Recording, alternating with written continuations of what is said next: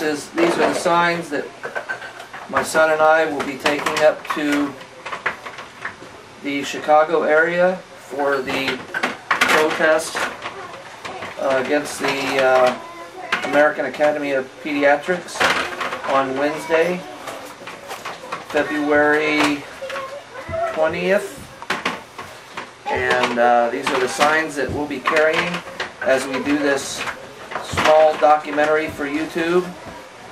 I'll be posting it on YouTube, and hopefully we have another autism story already on YouTube. I write a weekly newsletter, and this is what we'll be doing. We're going to document of course, making the posters. We're going to document a little bit of the trip up, because it'll be approximately a 3 to 3.5 hour drive for us to get up to the protest. We'll be documenting a lot of the protests and all of the press conference that they'll be holding, and hopefully we'll get a lot of important people in the autism community showing these pediatricians exactly what they're up against, and they're going to have to stop poisoning our children, as the poster says.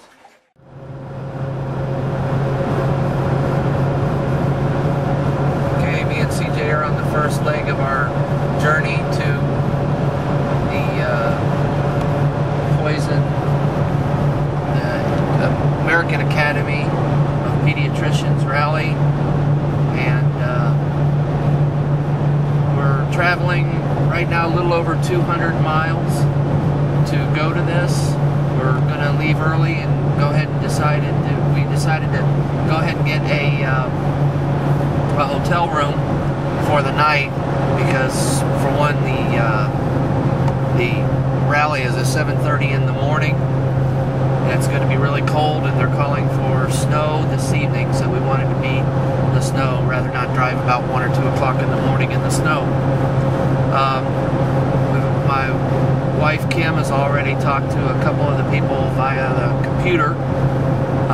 They're going to be getting together up here, hopefully, to discuss autism stories, and I've been asked to work on some autism stories for a local newspaper and get more. I write weekly for it in the editorials about my story and about my son and my wife, my family, and the editor thought it would be a good idea to get more stories involved, to tell the stories of more people that are similar to my own and maybe even a little bit different.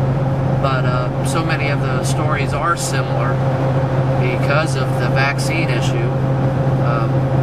Perfectly normal children that are stolen because of the vaccines, and so many of these stories are exactly. I mean, I've even read a couple of books that Kim has given me that when I'm reading them, I say, this is our story. This is what Kim went through before I got on the bandwagon, before I realized what was going on, when I thought that my wife was losing her mind and that my kid wasn't acting right because my wife wasn't doing her job.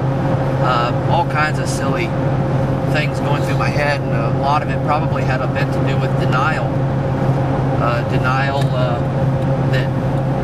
That there was something wrong with my kid that couldn't be easily fixed, and trying to find somebody to blame, which interestingly enough is exactly what organizations like the AAP claim about us, is we're just angry parents that are looking for somebody to blame, and we've just found vaccines because they just happen to coincide with each other, the onset of autism and vaccines, which is nothing but a pack of lies. One of the main things that I'd like to get out to a lot of the fathers out there is to become proactive, listen to the wives when something's wrong with the baby. This almost cost us our marriage, as far as me personally, with my wife Kim, and a lot of it had to do with not the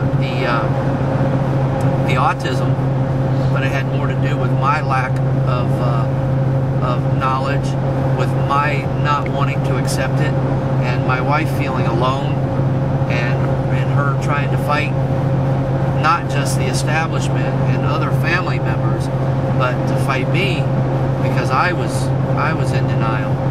And fathers, if you're, if your wife is telling you something, listen to her and become proactive and become a part of it and work with her. Do everything you can. Help out with the kids. Do what I do. I don't help out with the kids as much as I should, because my wife is very good about making sure he's on his biomedical stuff, doing what needs to be done as far as the medicines go. She's a great nurturer. We're blessed to be able to afford to have her at home all the time. But I'm more the she's a nurturer, and I'm more the pissed off daddy that wants answers, and I'm taking it right to the local pediatricians, local health officials. The health department thinks I'm the Antichrist.